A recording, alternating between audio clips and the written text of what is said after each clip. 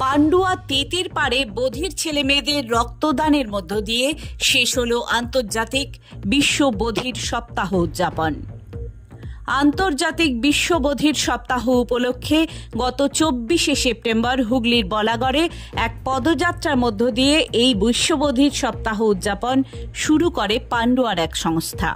এরপর হুগলির পোলবা, পুইনান, ধনেখালি সহ বিভিন্ন জায়গায় করা হয় এই পদযাত্রা।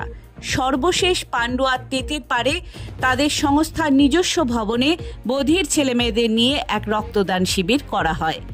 পোলবা, ধনেখালি, বলাগড়, পান্ডুয়া সহ পার্শ্ববর্তী এলাকার 65 জন বধির যুবক যুবতী গ্রীষ্মকালীন রক্ত সংকট মেটাতে স্বেচ্ছায় রক্তদান করেন।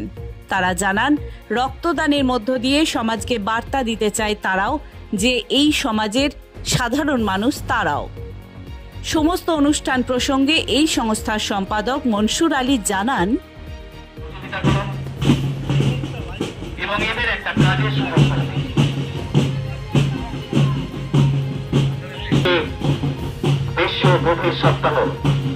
আমরা প্রত্যেকটা অধিকারের জন্য সকলে যুক্ত হন। বধির শিশু ও ব্যক্তিদের অধিকার রক্ষার জন্য সেপ্টেম্বর মাসের শেষ সপ্তাহে সারা বিশ্বে বধির সপ্তাহ হিসেবে উদযাপন করা হয়। আমাদের Graham Bell Centre for the Deaf আমরাও বধিরতা বাচ্চাদের নিয়ে কাজ করি। তো আমরাও বিভিন্ন অনুষ্ঠানের মাধ্যমে এই সপ্তাহটাকে উদযাপন করলাম। গত 24 তারিখ আমাদের বলাগড়ে পদযাত্রা হয়েছে, 25 তারিখ ধনেখালি ব্লকে পদযাত্রা হয়েছে, 26 তারিখ পুইনানে আমাদের পদযাত্রা হয়েছে পোলবাদাতুর ব্লকে, এবং 27 তারিখ পোলবাতে আমাদের পদযাত্রা হয়েছে, যেখানে সর্বস্তরের মানুষ যুক্ত হয়েছিলেন। এবং আমরা একটি মেসেজ দিতে চাই জনসাধারণকে যে বধিররাও আর 5টা মানুষের মতো সমাজে মানুষ।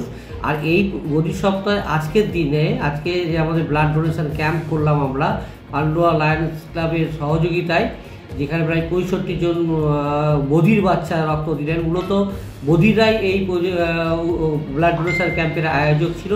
তো আমি ভীষণভাবে আপ্লুত যে এটাই মেসেজ দিতে চাই সমাজকে, যে বধির মানুষ বা প্রতিবন্ধকতা মানুষরা শুধুমাত্র সমাজ থেকে নেয় না, এরাও সমাজে কিছু কন্ট্রিবিউট করে। তো আমি সকলকে ধন্যবাদ জানাই, লায়ন্স ক্লাবের কর্তৃপক্ষকে ধন্যবাদ জানাই। আগামী দিনে আরও বৃহৎ আকারে এই প্রতিবন্ধী মানুষদের অধিকার রক্ষায় আমাদের সংস্থা কাজ করবে, এই আশা রাখি। ধন্যবাদ। আমার নাম মনসুর আলী, সম্পাদক, Graham Bell Centre for the Deaf. সপ্তাহ পালন করার ব্যুরো রিপোর্ট, হুগলি টাইমস।